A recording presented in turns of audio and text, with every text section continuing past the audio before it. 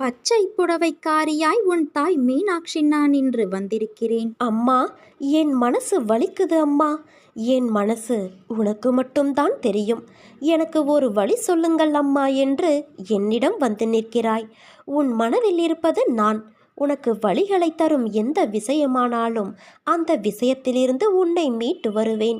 நீ அதை என்னிடம் விட்டுவிடு. அந்த சூழ்நிலைகளை விரைவில் சரி செய்து உன் மனதில் உள்ள வழியை நான் நீக்குவேன். எதிலும் பொறுமை, எங்கும் பொறுமை. உன்னிடத்தில் அனைத்து நல்ல பண்புகளையும் நான் கொடுப்பேன். உன்னுடைய கர்ம பலனை நான் கழித்து வருவதால் உனக்கு எல்லாமே தாமதமாகிறது. நம்பிக்கையை கைவிட்டு விடாதே குழந்தையே. யார் கைவிட்டாலும் உன் அன்னையான நான் உன்னை கைவிட மாட்டேன். நான் அது இல்லை, அது நான் இல்லை. பரபிரம்மத்திலிருந்து நான் வேறுபட்டவன் என்ற பேத புத்தி எவனுக்கு இருக்கிறதோ அவன் எப்பொழுதுமே மரணத்தின் பிடியில் வாழ்கிறான். பிறப்பை இறப்பு தொடர்கிறது, மறுபடியும் பிறவி ஏற்படுகிறது. ஜனன மரண சக்கரம் அவனை முடிவே இல்லாமல் விரட்டுகிறது. பெரும் முயற்சி எடுத்து செய்ய வேண்டியவையான யாகமும் தவமும் தானமும் அளிக்கக்கூடிய சொர்க்கத்தில் ஸ்ரீமன் நாராயணனை நினைப்பதற்கு வாய்ப்பில்லை என்றால் அந்த சொர்க்கத்தினுள் புகுவதில் அர்த்தம் என்ன?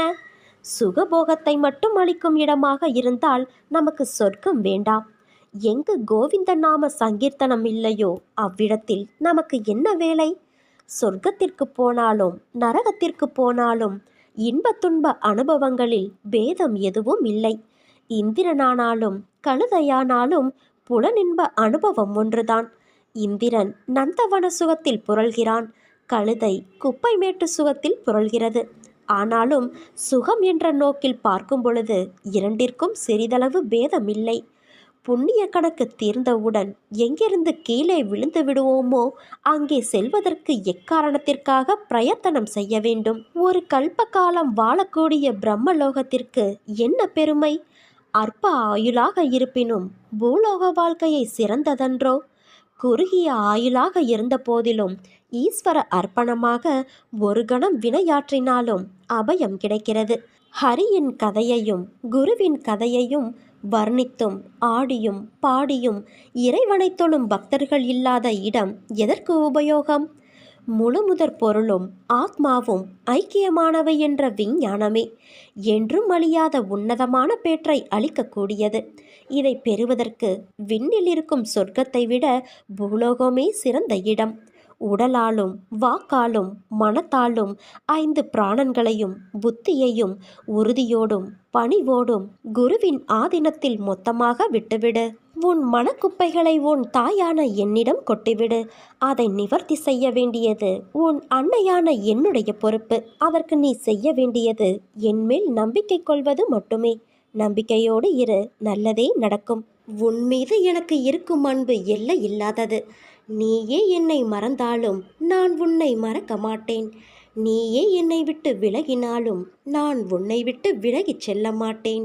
என்னை பார்த்த இந்த நொடி முதல் திடீர் திருப்பமாக பல ஆச்சரியங்கள் வர காத்திருக்கிறது குழந்தையே. நம்பிக்கையோடு இரு, நம்பிக்கையை கைவிட்டு விடாதே. உன் வாழ்வில் நீ எல்லா வளமும் நலமும் பெற்று நிரந்தரமான நிம்மதியை அடைவாய். என் வார்த்தைகள் மீது நம்பிக்கை வைத்து செயல்படு. உன் எதிர்கால தேவைகள் அனைத்தையும் நான் பூர்த்தி செய்வேன். நீ வாழ்வில் எவ்வளவு கீழே சென்று விட்டாலும் உன்னை வெகு விரைவில் மேலே உயர்த்தி கொண்டு வர நான் போகிறேன். அதற்கு காரணம் நீ என் மீது வைத்திருக்கும் நம்பிக்கையும் பக்தியும் தான். நான் தாயாக தந்தையாக வணங்கும் தெய்வம் எனக்காக வருவார், என் அண்ணன் எனக்காக வருவார் என்று நீ எனக்காக காத்திருக்கிறாய் அல்லவா? உன்னை கைப்பிடித்து மேலே நான் உயர்த்தப் போகிறேன். உன் வாழ்வை நான் மாற்றப் போகிறேன். உன் நம்பிக்கையை காப்பாற்றப் போகிறேன். நீ மகிழ்ச்சியாக இரு என் செல்வமே. உன்னுடைய தந்தையாக தாயாக நல்ல ஒரு ஆசானாக நீ விரும்பும் வண்ணம் நான் இருக்க கலக்கம் ஏன் உனக்கு? என் குழந்தைகள் கலங்க மாட்டார்கள். எது வந்தாலும் எதிர்கொள்வார்கள். வருவது எல்லாம் என்னாலோ அல்லது என்னை தாண்டியோ மட்டும்தான் வரும் என்பதை தீர்க்கமாக அறிந்திருப்பார்கள். நல்லதோ கெட்டதோ எல்லாம் நன்மைக்குத்தான் என்பதை தீர்க்கமாக உணர்ந்துவிடு. முடிந்தால் தாங்கிக்கொள், இல்லையென்றால் என் பாதங்களில் சுமத்திவிடு. ஒருவன் நோய்வாய்ப்படுவதும் கடும் துன்பத்திற்கு ஆளாகுவதும் எதுவும் நிரந்தரமில்லை. உன் விதி முடிவதற்குள் மரணமே உன்னை நெருங்கினாலும் உன் சடைமுடியை பிடித்து இழுத்து கொண்டு வருவேன். எதற்கும் நீ கலங்காதே. என் நாமத்தை உச்சரி. எந்த நேரத்திலும் உன் அம்மாவாக அப்பாவாக நான் இருக்கிறேன்.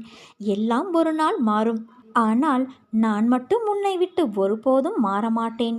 என்னிடம் தஞ்சம் புகுந்தவர்கள் எத்தனை ஜென்மங்கள் எடுத்தாலும் அவர்களை நான் தாங்கி நிற்பேன். நான் இருக்க பயம் ஏன் உனக்கு? இது வெறும் வார்த்தையல்ல, என்னுடைய சத்திய வாக்கு. நீ போகும் வழியில் சில முட்கள் இருக்கும். கவனமாக நடந்தாலும் சில முட்கள் உன்னை காயப்படுத்தும், வலியை உண்டாக்கும்.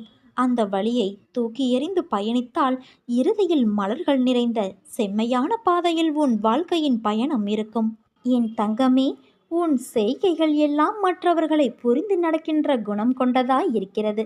ஆனால் சில நேரம் மற்றவர்கள் உனக்கு தரும் வேதனை, வலி, துன்பம் இவை அனைத்தும் தான் உன்னை மாற்றி இருக்கிறது. உன்னையும் உன் அன்பையும் உதாசீனப்படுத்தும் போது நீ துடிக்கும் துடிப்பை பார்க்க சக்தி இல்லாமல் நான் இருக்கின்றேன். என் பிள்ளையின் கண்ணீருக்கு காரணமான அனைவருக்கும் வாழ்க்கையில் மிகப்பெரிய பாடத்தை நான் கற்றுக் கொடுப்பேன்.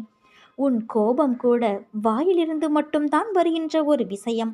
உன் மனதை நான் அறிவேன். மற்றவர்களுக்கு நீ உணர்த்தித்தான் அதை புரிய வைக்க வேண்டும் என்ற அவசியமில்லை. அவர்களுக்கான பாடத்தின் மூலம் அவர்கள் புரிவார்கள். அதனால் உன் வாழ்க்கை ஜெயமாக நிம்மதியோடு கூடிய வாழ்க்கையாய் இருக்கும். சிந்திய நீரை அள்ள முடியாது. அதை போலத்தான் வாழ்க்கையில் நாம் சொன்ன வார்த்தைகளும் நமக்கான நேரமும். உன்னிடம் வார்த்தை விட்டவர்களுக்கு நான் புரிய வைக்கின்றேன். முடிந்த நேரத்திற்கு என்றும் உயிர் கிடையாது. ஆனால் நல்ல விஷயங்களை கற்றுக் கொடுத்த நேரத்தை மட்டும் நீ யோசித்து அதற்கு உன் நிகழ்காலத்தில் உயிர் அர்த்தத்தை கொடு. மற்றவையை தூக்கி எறிந்துவிடு. உனக்கு அம்மாவாக அப்பாவாக நான் இருக்கிறேன். சில நேரம் நிழல் கண்களுக்கு புலப்படாது. ஆனால் உனக்கு நான் உயிராய் துணை நிற்பேன். என் நெஞ்சம் என்ற கருவில் உன்னை சுமந்து என் அரவணைப்பிலேயே நீ என்றும் வாழ்வாய். நீ நம்பிக்கையோடு இரு, நல்லதே நடக்கும். உன் பிரார்த்தனை நிறைவேறியது. எல்லோரும் ஒரு சேர உன்னை கைவிட்டாலும், இல்லை என சொல்லி கை கழுவி விட்டாலும் என் கைகள் உன் கைப்பற்றும். கடைசி வரை உன்னை காப்பாற்றும். தன் குடும்பம் என்ற ஒரு 10 பேர், தன் நண்பனும் பகைவனும் என்ற ஒரு 10 பேர், தன் தொழிலில் ஒரு 10 பேர், தனது வீதியில் ஒரு 10 பேர், தனது ஜாதியில் ஒரு 60 பேர். இந்த 100 பேரின் நடுவில் தன்னை உயர்த்தி காட்டிக்கொள்வதும், பாசமாக, நட்பாக, அன்பாக, வீரனாக, நல்லவனாக காட்டிக்கொள்வதுமே மனித வாழ்வின் குறிக்கோள் என்று நீ நினைத்து கொண்டு இருக்கிறாய். எல்லாவற்றையும் அவர்களோடு ஒப்பிட்டு பார்த்து அதைவிட ஒரு படியாவது அதிகமாக இருக்க வேண்டும். அப்போதுதான் மதிப்பு என்று போலியான வாழ்க்கை வாழ கட்டாயப்படுத்துகிறது. அவன் அப்படி, இவன் இப்படி என்று பிறரை விமர்சனம் செய்ய சொல்கிறது. பொருளாதார ரீதியாக தன்னிறைவு அடைந்ததும் பிறரை ஏளனமாக, கேவலமாக நினைக்க சொல்கிறது. இந்த 100 பேரின் நடுவில் ஏற்படும் அவமானமும், கோபமும், கௌரவமும் மட்டுமே ஒருவனை பாதிக்கிறது. இதற்காக தன்னுடைய அத்தனை ஆசாபாசங்களையும் அடக்கி வைத்து மனித ஜடமாக வாழும் பலருக்கு இந்த பூமி பந்து 700 கோடி மக்களால் ஆனது என்பது தெரிவது கிடையாது. என்னுடைய தாத்தாவின் தாத்தா எப்படி இருந்தார் என்பது எனக்கு தெரியாது. எப்படி வாழ்ந்தார் என்பது எனக்கு தெரியாது. அவர் நல்லவரா கெட்டவரா என்று எனக்கு தெரியாது. அவர் பெயர் கூட எங்கள் தெருவில் பலருக்கும் தெரியாது. எங்கள் ஊரில் யாருக்கும் தெரியாது. இதே நிலை எனக்கும் ஒரு நாள் வரும். நான் இந்த பூமியில் வாழ்ந்ததற்கான அடையாளம் அத்தனையும் கால ஓட்டத்தில் மறையும். எதற்காக இந்த 100 பேரின் அங்கீகாரத்தை நான் கண்டு கொள்ள வேண்டும்? யார் இவர்கள்? என்னுடைய வாழ்க்கையில் யாரெல்லாம் வர வேண்டும், வரக்கூடாது என்பதை தீர்மானிக்க இவர்கள் யார்? நான் இன்னும் 1000 ஆண்டுகளுக்கு வாழப்போவது இல்லை. அதிகபட்சம் இன்னும் சில ஆண்டுகள், அதுவும் வெகு தொலைவில் இல்லை. சர்வமும் ஒரு நாள் அழியும். மனித வாழ்க்கை அற்புதமானது, அழகானது. கலாச்சாரம், பண்பாடு, பாரம்பரியம், தத்தமது வாழ்க்கையை யாரும் போலியாக வீணடித்து விடாதே. வாழ்க்கை ஒரே ஒரு முறைதான். தோற்றாலும் பரவாயில்லை, ஆனால் பங்கெடுக்காமலேயே அழிந்து விடாதே. நம் தாத்தாவின் தாத்தாவை நாம் பார்த்தது இல்லை. அதே போல நம் பேரனின் பேரனை நாம் பார்க்க இருக்க போவதில்லை. இதுதான் வாழ்க்கை. பிறரை வஞ்சிக்காமல் தொந்தரவு செய்யாமல் எவ்வளவு முடியுமோ அவ்வளவு மகிழ்ச்சியாக வாழ்ந்துவிட்டு போ. மனம் பகவானை விரும்பினாலும் புத்தி இருக்கிறதே, அது இது தேவையா, இதனால் பலன் உண்டா, இப்படியெல்லாம் கேள்வி கேட்கும். இவர் உண்மையான அடியவரா, இவர் சொன்னால் நடக்குமா என்றெல்லாம் கேட்டு மனதின் நம்பிக்கையை தளர்த்திவிடும். நன்மை கிடைப்பதை தவிர்க்கும். இந்த நிலைதான் உனக்கும் இப்போது இருக்கிறது. நீ அற்புதத்தை அனுபவித்த தருணம் மீண்டும் மீண்டும் அது அற்புதம்தானா, இது உண்மைதானா என்றெல்லாம் மனம் உன்னை குழப்பிக் கொண்டு இருக்கிறது. உன் கவலைகளை நான் தீர்த்தாலும் மீண்டும் இல்லாத ஒன்றை வைத்து இருக்கிற நிம்மதியை நீ கெடுத்து கொள்கிறாய். உனக்கு எல்லாம் இருந்தாலும் எதுவும் இல்லாததைப் போல இருக்கிறது. உன்னோடு நான் பேசிக்கொண்டு இருக்கும் இந்த வார்த்தைகளையும் அதன் உண்மைகளையும் புரிந்து கொள். உனக்கும் எனக்கும் இடையில் இருக்கின்ற சந்தேகம் என்ற தடையை நீக்கி முழுமையான நம்பிக்கையோடு என் பாதத்தில் சரணாகதி அடைந்து பார். நல்லவர்கள் சோதனைக்கு உள்ளாவார்கள், ஆனால் வேதனைப்பட மாட்டார்கள். வாழ்வின் அனுபவங்கள் அவர்களை சிறப்பிக்குமே தவிர கசப்பிக்காது. ஆரம்பத்திலிருந்து கடைசி வரை கஷ்டப்பட்டே வாழ்ந்து செத்தவர்கள் இந்த உலகத்தில் யாரும் கிடையாது.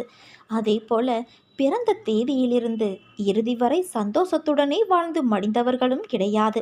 கஷ்டப்படுகிறவர்களுக்கு, துன்பம் அனுபவித்தவர்களுக்கு ஆண்டவன் ஒரு நாளும் உதவாமற் போக மாட்டார். எப்பொழுதுமே கஷ்டப்படட்டும் என்று யாரையும் ஆண்டவன் அப்படியே விட்டுவிடவும் மாட்டார். விதிக்கப்பட்ட தடைக்கற்கள் தரும் பாடங்களே போராட்டங்களிலும் மனவலிமை வரும். சோதனைகள் என்பது மனோதிடத்தை அதிகரிக்க உதவும். சில சமயங்களில் அவர் நம்மை கைவிட்டு விடுவாரோ என்று தோன்றுகிறது அல்லவா? ஏனென்றால் நாம் அவரை காண முடிவது இல்லை. சோதனை வேளைகளில் நாம் காண முடியாதவாறு அவர் நம்மோடே இருக்கின்றார். அவருடைய கண்கள் எப்போதும் நம்மை நோக்கி இருக்கிறது. கடவுளை நம்பு, அவர் நல்லவர்களை ஒருபோதும் கைவிட மாட்டார். என் லீலைகள் உன் வாழ்க்கையில் எந்த வகையிலும் ஊடுருவும்.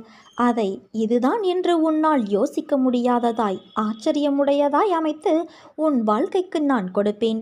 இப்போது தளர்ந்து நம்பிக்கையற்று திடமில்லாமல் எனக்கு என்ன செய்தீர்கள் என்று கேட்கும் அளவிற்கு உன் புத்தியும் மனமும் குழம்பி சஞ்சலமாய் உள்ளது. அது தெளிவு பெறும். சிறிது நாளில் தெளிவு பெறும். நீ கவலை கொள்ளாதே குழந்தையே, உன்னை விட்டு நான் எங்கும் செல்ல மாட்டேன். உறுதியோடு கேள். என் மீது நம்பிக்கை உனக்கு முழு அளவில் இருந்தால் நீ பொறுமை காக்க வேண்டும். என்னை ஏன் கைவிட்டீர்கள் என கேட்டு உன் அருகில் நான் இருக்கும்போதே நீ தூர விலகி செல்லாதே.